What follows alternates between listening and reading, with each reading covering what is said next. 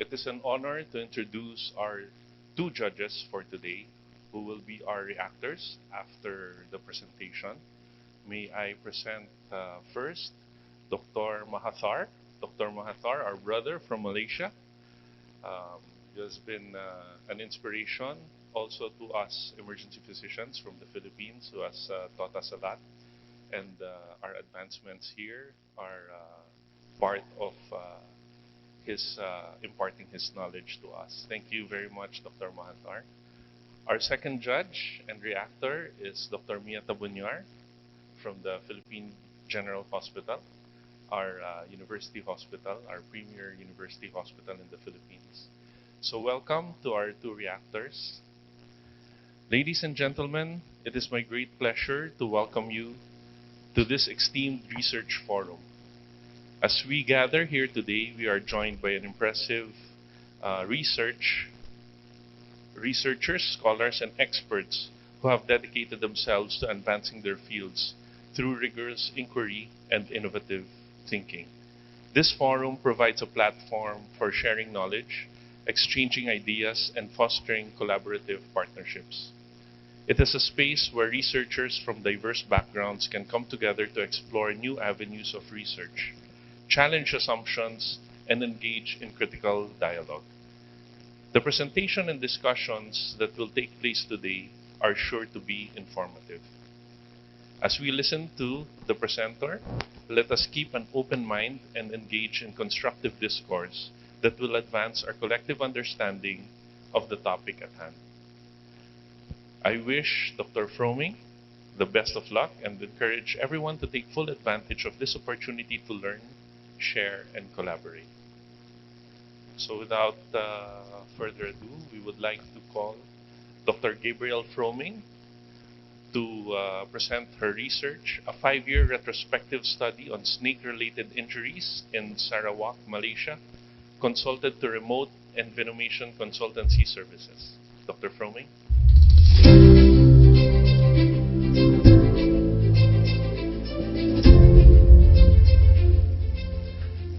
Okay, good morning. Are you going? All right. Before I start, I just want to let you know this is the work of my elective students. So I'm just going to present it. They have done the work. In Malaysia, the medical studies have so-called research projects, which we call elective posting. And depending on the university, it can be in the preclinical and it can be in the clinical years. So these students are year 2 medical students who have done the research. Okay, oh, that's it. Okay.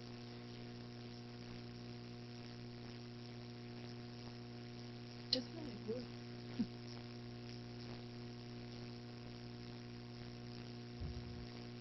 Okay. All right. Okay. So snake-related injuries have been declared as the most neglected tropical disease by the WHO. I'm not sure, it was I think in 2015. And worldwide, it is still quite a burden. So also in Southeast Asia. And we looked at the snake bite incidents in Sarawak because there is a lack of data actually of registering and documenting the snake bites in Malaysia in general, but especially in Sarawak. So I was talking to my colleagues in various disciplines, and they said that, yeah, there is a lack basically, because it's not a notifiable disease, so there is no complete database there. So what is lacking is, or can you see? No. So what is lacking is the incidence, the frequency of the incidents, and especially what snake species is the most frequent, is the one which is causing the SRI most frequently. Then pre-hospital care. Is there pre-hospital care given? Yes or no? And what is it? In Sarawak, and I think also in other parts of Malaysia, a lot of people are still going to a traditional healer. They're maybe not necessarily going direct to the hospital. So this also can have an effect or impact on the treatment of these kind of patients. Another point we were looking at was antivenom given. So when the injury was caused by a venomous snake, of course you have to give antivenom. If antivenom was given, was the right antivenom given? So because antivenom has to go according to the snake species. And then last point is the outcome of the SRI. So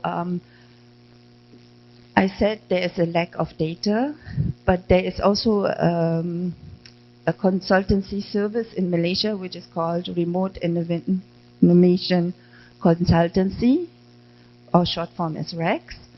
And this is a group of predominantly emergency physicians which have come together to offer a consultancy service. So you can contact them 24 hours.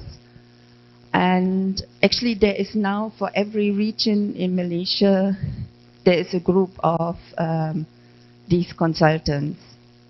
So let's say in our case it's in Sarawak, so you would contact somebody from the Sarawak group, present your case.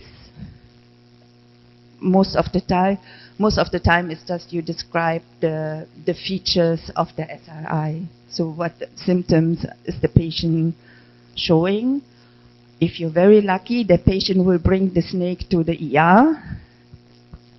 So then obviously these consultants can identify the snake species directly. But in many cases it has to be on symptomatic basis. So yeah, so this service consists already a few years, and it gains more and more, popularity or knowledge. So the doctors in the hospital know whom to contact if they're not sure how to treat it themselves. Yeah? So they have a database, and we asked for permission to use their database for Sarawak. And that's what basically the students did. So they wanted to determine the incidence of the snake-related injuries, and then what is the most common species for Sarawak, which caused these SRI. And we limited the time period from 2016 to 2020. And the objectives were to determine the incidence, the most frequently involved snake species, pre-hospital care, was appropriate antivenom given, and then what is the outcome, as I mentioned just now. So this is a qualitative retrospective cohort study. Inclusion criteria obviously are snake-related injuries or cases consulted to REX for Sarawak. So cases which happened in Sabah or in West Malaysia were excluded, as well as cases which are not snake-related, for example, jellyfish or scorpion bites, yeah? Or stings, sorry. So the data collected was the number,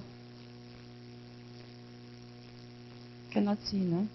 Okay, it's the number of snake bites, the documented diagnosis, clinical manifestation, then pre-hospital care or first aid, yes, no. If yes, what? And then the treatment in the hospital, or let's say, was the patient transferred to the hospital? Then what was the treatment there? Antivenom, yes or no? And then which antivenom?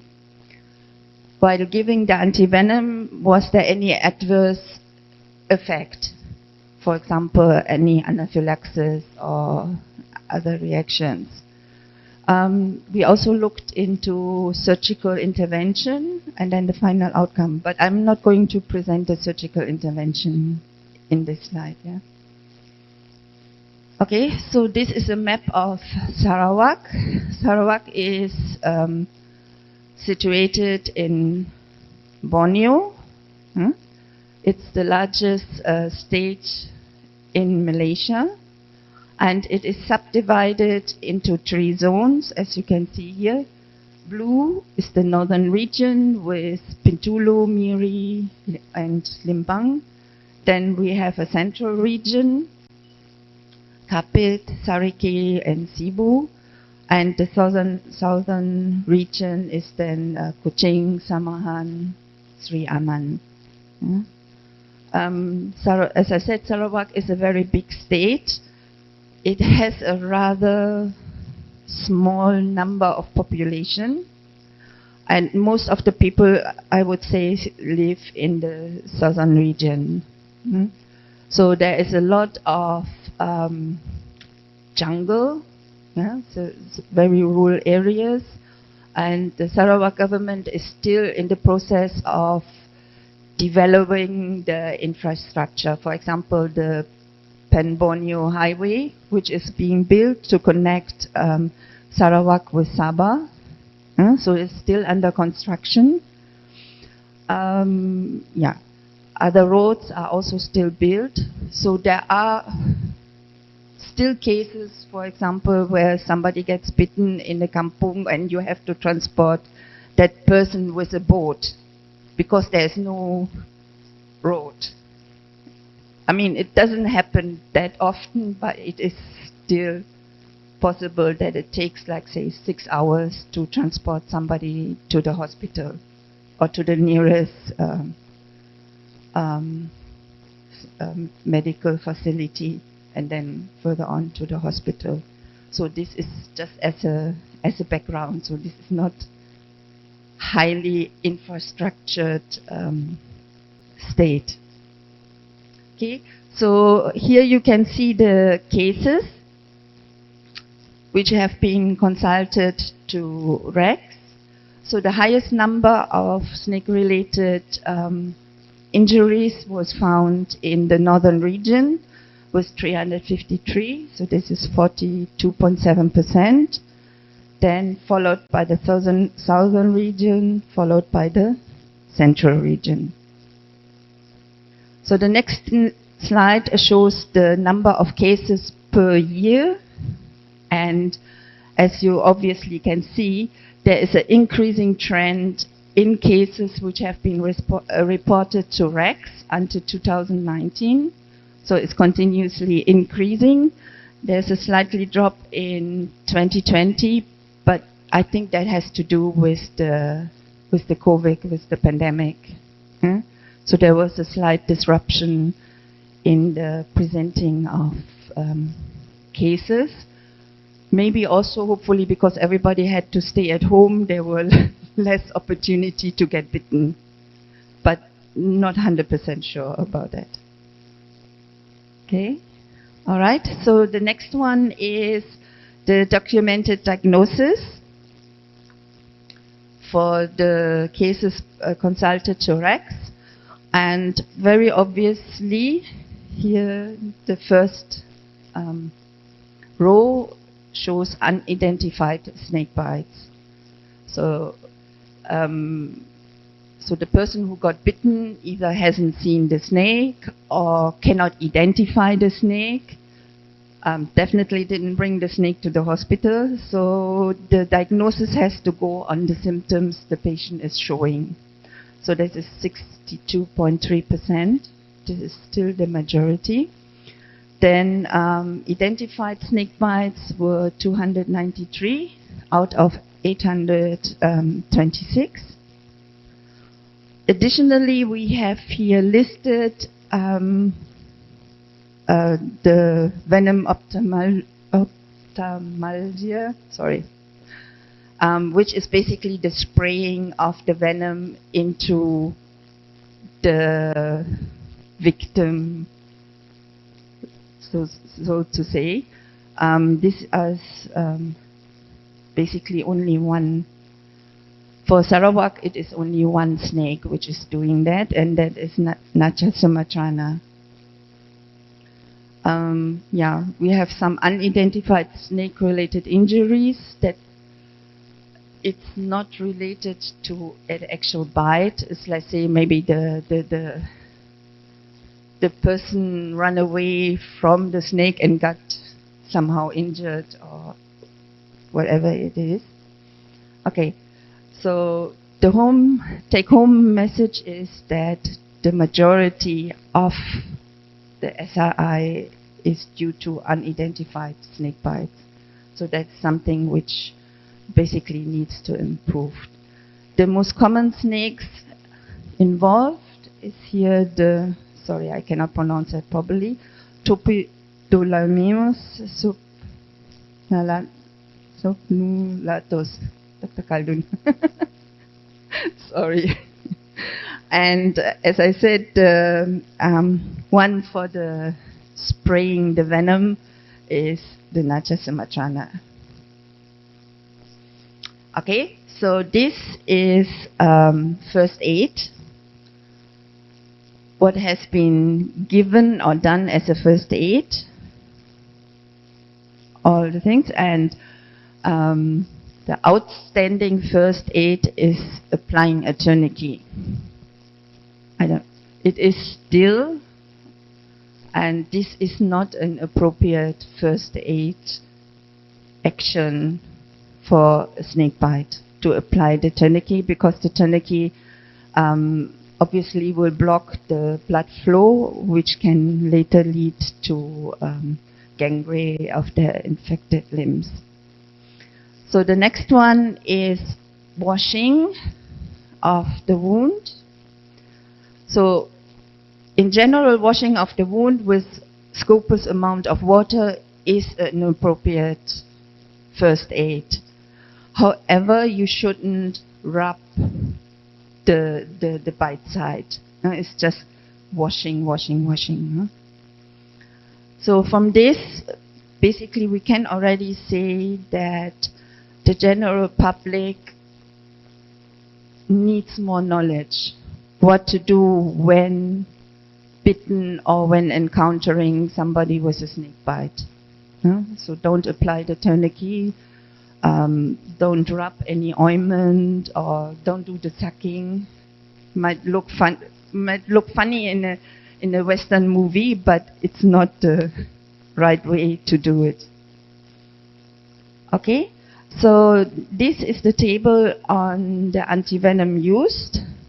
So the most common one is the green-pipped viper antivenom, followed by a cobra antivenom. So looking at this table, you also can see that there are two so-called inappropriate applications of antivenom. So this was done or given before consulting Rex. The first one, inappropriate, would be the Indian polyvalent antivenom, because the species which gave their venom for this antivenom doesn't exist in Sarawak. So it's very unlikely that this antivenom actually will work, or in worst scenario it might cause some adverse effects. The other one is the Malayan pit viper. The Malayan pit viper also is not found in Sarawak. So this shows very clearly that we need to know which snake species is found in which region. And although this is Malaysia, it doesn't mean that every corner or every state of Malaysia has the same snake species. Yeah? Okay. All right. So this is adverse effects. So when given the antivenom, was there any adverse effects? And as you can see, the vast majority didn't have any adverse effects. There are few with allergic reaction and very few which reacted with anaphylaxis. So the outcome, discharged well, is 71% or 71.4%. And then we have quite a number of undocumented release. So maybe the patient was never admitted to the hospital, or the doctor didn't had to give any antivenom or whatever, so it's undocumented. Okay, so that's the results we have collected. And as a conclusion is that snake-related injuries are quite common in Sarawak. And the number of wrecks, as you have seen from the graph, is increasing. And I presume now after the pandemic it continues to increase. Unfortunately, the most common first aid was the tourniquet. And the most common antivenom was the green pit viper antivenom. But overall, the outcome is very positive. So as a recommendation, we would say more outreach programs to increase the awareness of snake-related injury, and appropriate first aid needs to be done. To the medical doctors who are treating it, as well as for the general public, both. And actually both is being done by REX, but probably need to increase the activities. And before this, we have done a study on medical students. What do they know about first aid or how to respond to snake bites? And the outcome was that the majority is unsure. They're not let's say they're not confident to treat if they get a patient with SRI. And this was also still true for the students in the clinical years. I mean, you would expect it in the preclinical that they don't know, but it was also true in the clinical years. So I think that's a point to take home, to do more awareness, more outreach studies. We can say that REX has played a very positive role and involving them in the consultation and how to treat the patients have given a very good outcome to the SRI cases in Sarawak, and I would say in Malaysia in general. So the next one would be build up the appropriate stock of antivenom. So from these kind of studies, we know which is the most common snake involved in the SRI, and then can put up the appropriate antivenom to stock in all the hospitals which are going to see SRI. I mean, not from the data, we also can say which of the hospitals are the ones which are more often consulted than others. So these should have more appropriate antivenom. And maybe it might be a very good idea to make SRI a notifiable disease. Obviously, it would give more data, and also the ministry can direct the resources to the hospitals who need the resources. Okay, so with this is the references. With this, thank you for listening, and I would like to acknowledge the students who did the work here on your right side. They are now in the clinical years, and I would like to acknowledge my co-researchers, Dr. Khaldun, Dr. Hashim, and Dr. Zafar. Thank you very much. Sorry. Thank you very much, Dr. Froming. Okay, so yeah, snake-related injuries are very interesting. Us being a tropical region, I think we can have a special interest group for environmental and animal bites in our region. So we have the same problems, especially us in the city. We still get consults for snake-related. Okay, so with that, I would like to call Dr. Mia Tabunyar, our first reactor. Okay, our first reactor for Dr. Froming. Mic test. Okay. Thank you, Dr. Tabunyar. Yes, thank you. Thank you, Dr. Froming. First, I'd like to thank you for taking time out to come here and present this very interesting study done by your students.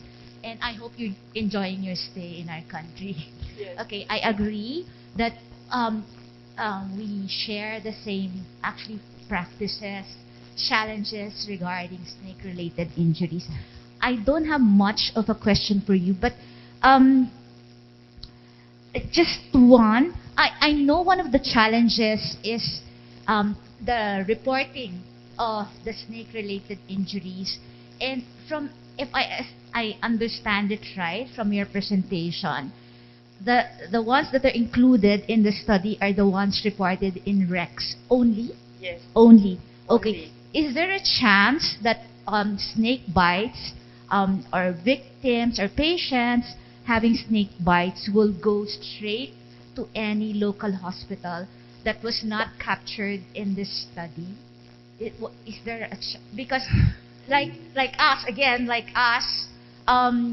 we were not. I don't think we will be able to capture all the snake bites. So, is there a if I understand it right, there are some snake-related injuries that were not reported in REX.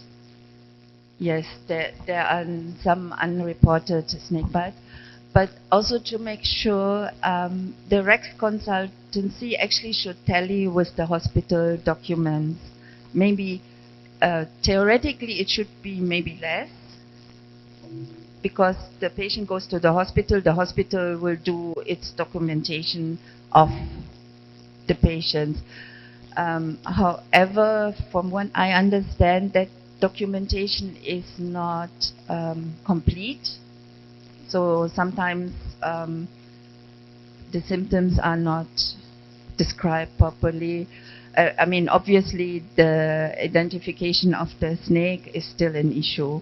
So anyway, the patient goes to the hospital, and then the doctor treating the patient will contact REX if he's not confident to what to do and how to do it. Yeah. Yes. I mean, obviously, I asked the same question. Is there a possibility like the patient goes to the clinic kesihatan because they are more distributed in the state than the hospital, or easier to write? But probably not that many. The clinic kesihatan still would transfer the patient to the next hospital. Okay. So they might give antibiotica or whatever, but then send the patient to the next hospital. Okay, I got it. So majority of the snake-related bites are being recorded or documented by REX. Yes, I would say that's the most complete Yes.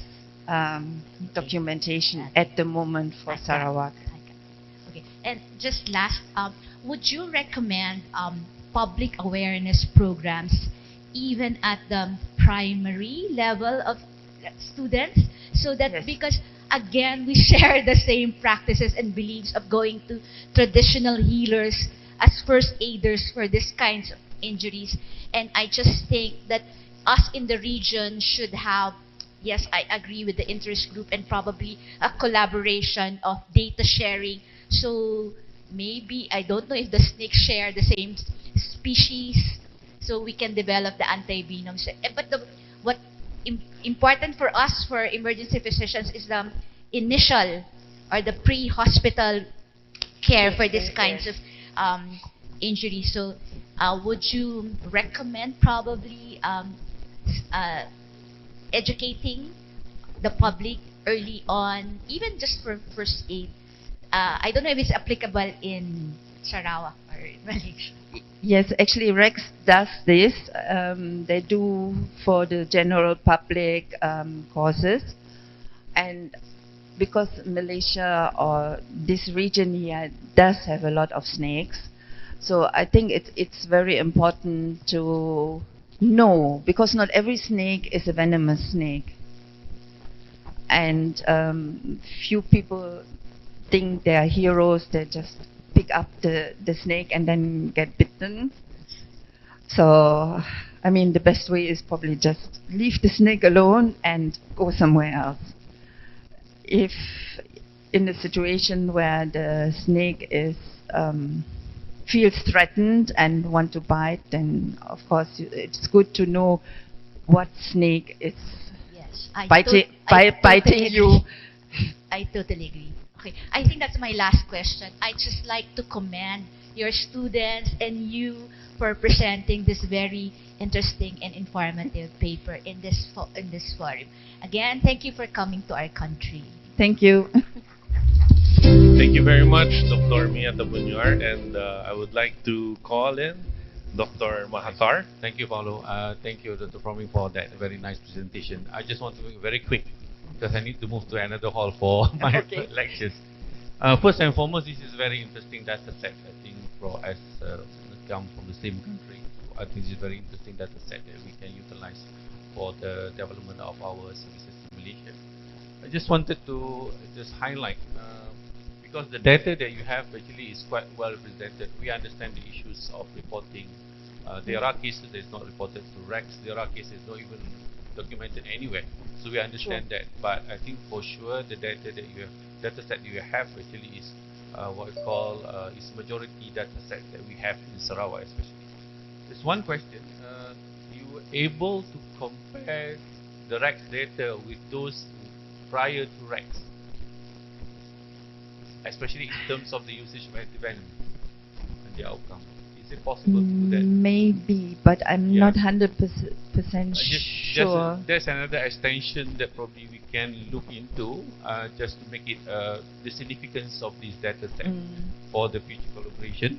Secondly, with regards to the antivenom utilization, because there are components of outcomes here, because we are more interested in components of outcomes. There are component outcomes. It's not just for the outcomes of discharge, well, so on and so forth, but the actual severity of the morbidity of the patient suffered from the snake-related injuries, snake-related injuries. I think that's probably another component that can be highlighted in this particular paper if there is a Yes. opportunity to do that. I think Yeah. that's all for me. Otherwise, I think, thank you very much for the presentation. Okay. Actually, it is true, and the students also were looking at surgeries, but that is a topic on its own, which I don't really want to go, because there were, from what I understand, there's some unnecessary debridements and things like that. So, yeah.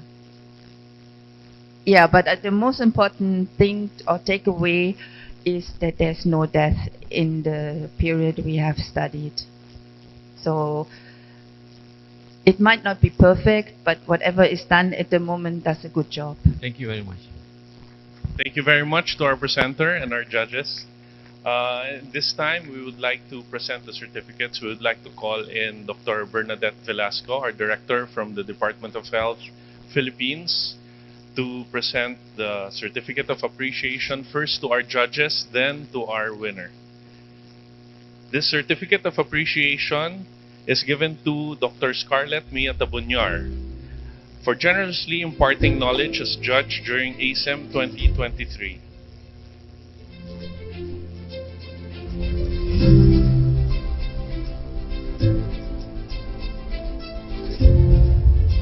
Okay, our next judge is Dr. Mahathir Wahab. Thank you for gracing this research forum.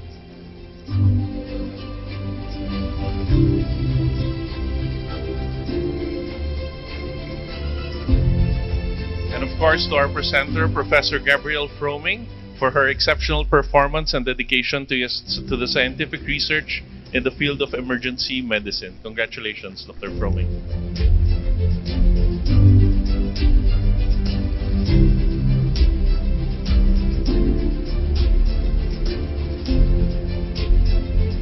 Thank you very much. And with that, we're ending our presentation at Forum, Research Forum. Thank you very much for attending.